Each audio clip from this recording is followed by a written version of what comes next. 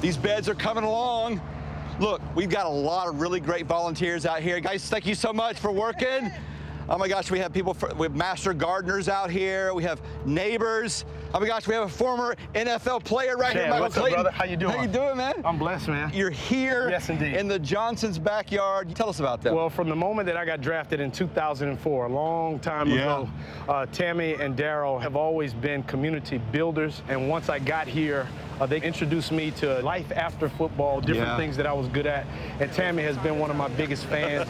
I love them. I reciprocate the love. They want this yard to bless other people. Yes. So thank you so much for being here. I know they're going to love the fact when they find out that you were in their yard, sweating, bringing the championship work ethic to this yard right here. All right, well, listen, I'll help you out here. Let's keep back at it. Getting your hands dirty. I You need know. some gloves, Chad. I mean, come on, man.